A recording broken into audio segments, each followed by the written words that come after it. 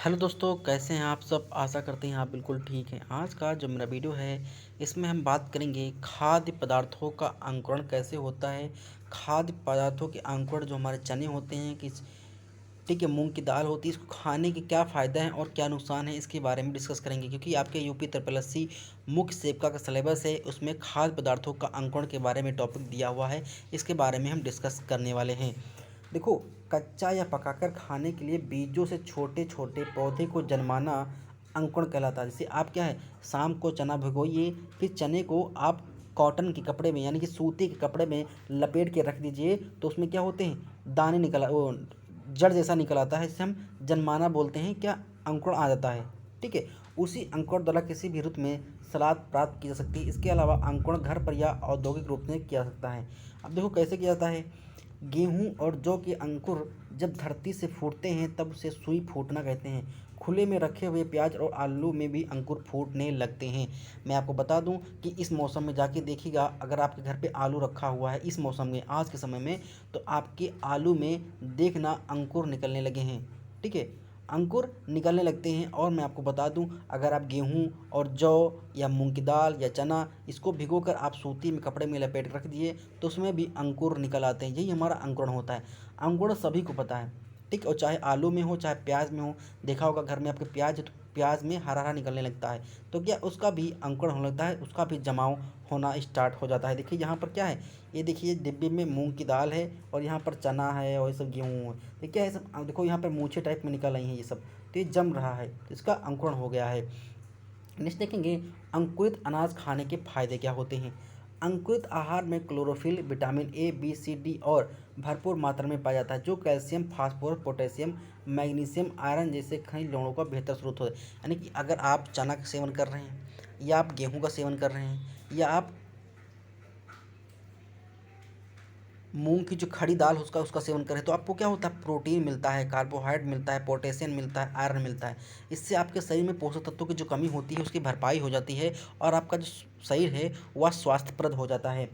अंकुरित होने पर अनाज में पाया जाने वाला स्टार्च ग्लूकोज, फ्रक्टोज एवं मल्टोज शर्करा में बदल जाता है। देखो, आप चना को खाइए तो हल्की मिठास आती है उसमें, तो क्या वो ग्लूकोज पाया जाता है, जिससे न केवल इसका स्वाद बढ़ता है बल्कि इससे पोषक तत्वों और पाचक गुणों में भी वृद्धि हो जाती है। इसलिए सादे अनाज की तुलना में अंकुरित अनाज को अधिक पौष्टिक माना जाता है। यानी कि आप सादे चना खाएंगे वो कम पौष्टिक माना जाता है, लेकिन आप अंकुरित चना खाएंगे तो आपके लिए काफ़ी फायदेमंद साबित होगा। अंकुरण की प्रक्रिया के बाद अनाज में पाए जाने वाले कार्बोहाइड्रेट व प्रोटीन और अधिक पाचक व पौष्टिक हो जाते हैं। यह पाचन क्रिया बेहतर बनाने में भी बहुत लाभकारी होते हैं। यानी कि आप खाली पेट अगर चना खाएंगे भिगोआ हुआ, तो आपको क्या होगा, आपका जो डाइजेस्टिव सिस्टम है वो अच्छा काम करेगा, आपका खाना अच्छा पचेगा। ठीक है, ये आपका क्या है, अंकुरित चना खाने का फायदा है। खड़े अनाज व दालों के अंकुरण से पोषक तत्वों, खास तौर से vitamin C, B complex, thiamine, riboflavin या नाइसिन की मात्रा दोगुनी हो जाती है। इसके साथ ही शरीर में विटामिन ए के निर्माण में सहायक कैरोटीन की मात्रा भी बढ़ जाती है। यानी कि आपको क्या है, थायमिन, बी कॉम्प्लेक्स, ये सारी विटामिन आपको कहाँ से मिल जाएंगी, अंकुरित जो हमारे अनाज हैं उनसे मिल जाएंगे। तो ये फ़ायदे होते हैं। नेक्स्ट हम बात करेंगे, अंकुरित आहार को नियमित तौर पर लेने से रोग प्रतिरोधक क्षमता में इजाफा होता है, शरीर के हानिकारक तत्व को बाहर निकालने में मदद करती है। यानी कि अगर आप अंकुरित चना या कोई भी अंकुरित अनाज ले रहे हैं तो आपके जो शरीर में एंटीबॉडी बनेगी, आपकी जो रोग प्रतिरोधक क्षमता है वो अच्छी से स्ट्रॉन्ग होती, तो आप बीमार बहुत कम होंगे। आप बहुत जल्दी बीमार हो जाते होंगे तो आप बहुत कम होंगे अगर अच्छे से हर चीज़ की सेवन कर रहे हैं। नेक्स्ट है आपका, अंकुरित अनाज को अमृत के समान आहार माना जाता है। इसके प्रतिदिन सेवन से शरीर स्वस्थ और लंबे समय तक युवा रहता है। यह आपको ऊर्जावान बनाए रखने में मदद करता है। आप देखना, लगातार आप 10-15 दिन चना खा के देखिए सुबह मॉर्निंग में भिगा हुआ, तो आपको क्या होगा, आपको लग रहा है कि हमको कुछ एक्स्ट्रा एनर्जी मिल रही है। ना मानिए तो आप करके देख लीजिएगा ऐसा। अंकुरित अनाज में फाइबर भरपूर मात्रा में होता है, जिसे खाने के बाद आपका पेट देर तक भरा रहता है। ऐसे में आप अतिरिक्त कैलोरी लेने से बच जाते हैं और मोटापा भी नहीं बढ़ता। यानी कि आप चना भिगोया है उसको आप खा रहे हैं तो देखिएगा, आपको भूख बहुत देर से लगेगी। यानी कि आपको कोलेस्ट्रॉल रहित भोजन मिलेगा तो आपका पेट भरा रहेगा, तो आपको भूख बहुत कम लगेगी, तो आप मोटापा का शिकार नहीं होंगे। जो लोग मोटे हैं वो सुबह क्या करें, चना खाएं और देर से खाना खाएंगे, क्योंकि क्या है, उनको भूख नहीं लगेगी, भूख बहुत देर से लगेगी, इसलिए वो मोटे नहीं होंगे। जब कम खाना खाएंगे तो कम मोटे होंगे। ठीक, ये चीज़ होती है। नेक्स्ट है, त्वचा पर दिखाई देने वाली बढ़ती उम्र के निशान भी अंकुरित आहार रोकता है। इसे रोज़ खाने से त्वचा पर झुर्रियाँ जल्दी नहीं आती पड़ती और यानी कि जो लोग जिनकी त्वचा में खिंचाव पड़ गया है वो ये सब चीज़ें करें, अपनी ब्यूटी बढ़ाएं। अंकुरित भोज्य पदार्थों के रूप में चना, मूंग, गेहूँ, मक्का, तिल, मोठ, सोयाबीन, मूंगफली, मटर दालों का प्रयोग किया जाता है, यानी कि ये सब चीज़ें अंकुरित हो जाती हैं। इसके अलावा बाजरा, ज्वार, खजूर, किशमिश, बादाम आदि को भी अंकुरित करके खाया जा सकता है। ये चीज़ हाई क्वालिटी हो गई थोड़ा।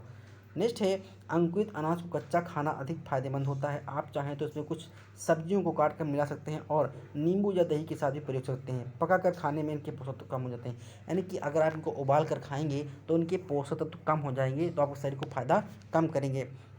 अब देखो साइड इफ़ेक्ट बताएंगे कि अंकुरित अनाज के साइड इफ़ेक्ट क्या होते हैं। अंकुरित अनाज के नुकसान बताकर हम आपको डराना नहीं चाहते, बल्कि सावधान करना चाहते हैं ताकि आप इस गलत तरीके से सेवन न करें। साथ ही साथ हम इसे सेवन तरीका भी आपको बताएंगे। अब पहले हम ये बता दें कि देखो छोटी छोटी वीडियो जो हम आपको प्रोवाइड करवाते हैं, हम सोच रहे हैं कि 24 सितंबर तक आपका एग्ज़ाम है। इससे पहले हम आपके लगभग 70 से 80 क्लासें ऐसे 5-5 मिनट की ले लेंगे और 5-5 मिनट की पढ़ाई करने से अगर आपके 10-12-15 क्वेश्चन फंस जाते हैं एग्ज़ाम में, तो इससे अच्छा आपका कोई काम नहीं है। इसलिए इसको जी से मन से ईमानदारी के साथ पढ़ते रहिए और जो चीज़ें आपको आती नहीं है प्लीज़ उसको लिख जरूर लिए और डेली रिवीजन करते रहिए। आते हैं अपने टॉपिक पर।